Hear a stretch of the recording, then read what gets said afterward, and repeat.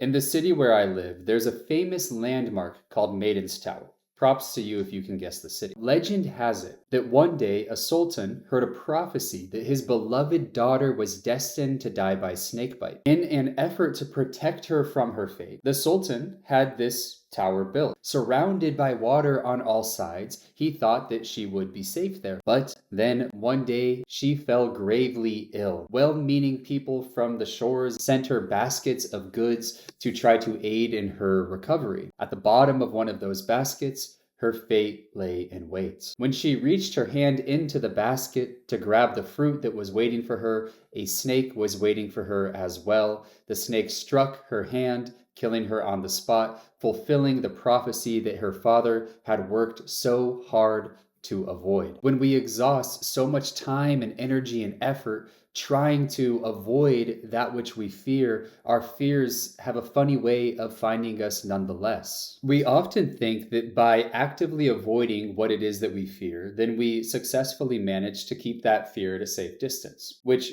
is some of the time true, but as myths like this show us, and as real life shows us, I'll get to that in a moment, very often, that which we try to keep at a distance has a funny way of showing up anyhow. So that's an interesting point, but there's something even more interesting that I want to bring our attention to. And that's the fact that not only does avoiding our fears simply delay the inevitable, but that it also shapes our lives around the very fear that we wish we could escape. We end up structuring our existence around avoiding what we fear. In this way, we unwittingly place the feared for thing at the very center of our lives. We have to always be on the lookout for this thing. We have to be hyper vigilant about any sign of its impending appearance so that we can quickly distract ourselves and escape. Thinking that we are in control of our fears, it turns out that our fears are actually in control of us.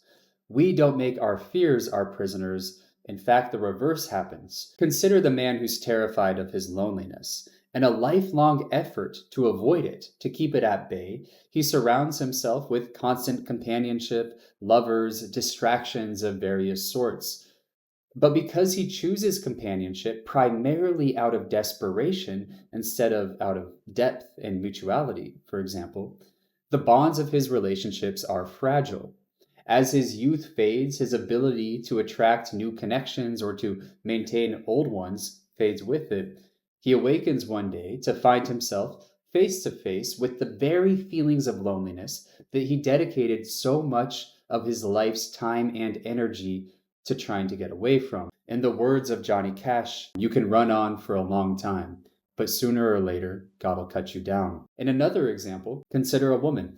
Terrified of ending up a failure, of feeling like a failure, she chases success with a tireless passion, but her achievements only act as band aids on the internal self esteem that she never bothered to cultivate. When setbacks come, which they inevitably do, her fragile self esteem crumbles, exposing the inadequacy that her achievements subdued but never fully erased. Our fears find us in those quiet moments, those moments when exhaustion overcomes vigilance, when distractions fade, when strategies we've used for most of our lives wear out and wear thin. In those moments of vulnerability, what we have spent so much of our lives avoiding does not, it turns out, avoid us. That said, if fate would have us face the inevitable one day, why not turn towards our fears today? Why not take matters into our own hands and do the counter-instinctual move of turning directly towards that which we've spent our lives avoiding? It's been said that ego is fundamentally a defensive process, perpetually on the lookout for signs of threat and danger. And neurosis, the activity of the ego, is, as Jung said, a substitute for legitimate suffering. We might say that it's a substitute for confrontation with legitimate fear. We avoid our fears and therefore choose to remain in our neuroses because we're convinced on a deep biological level that our fears will kill us.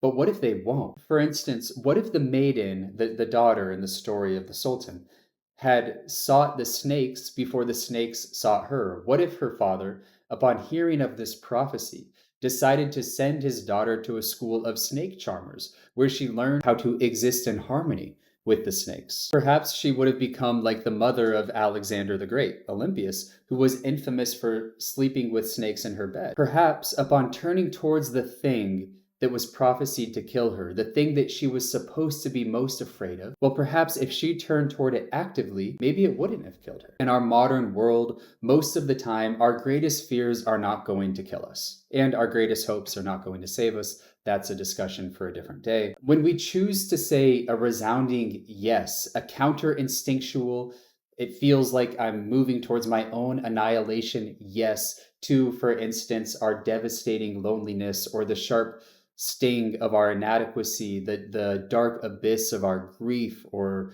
the overwhelm of our panic, we just may find that we survived the encounter. Like a brave child determined to conquer the terrifying monster under the bed, when we shine our light into the dark recesses of our long avoided feelings and fears, well, we may not find much of anything. It often turns out that it was our very avoidance of our fears that lended to our fears their apparent size and strength.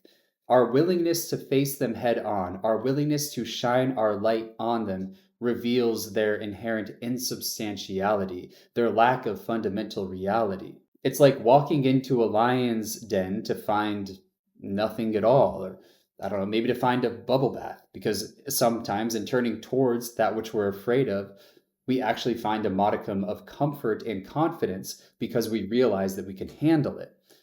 That's the bubble bath part. But for the sake of argument, let's give our deepest, darkest, most dangerous fears a little bit more respect.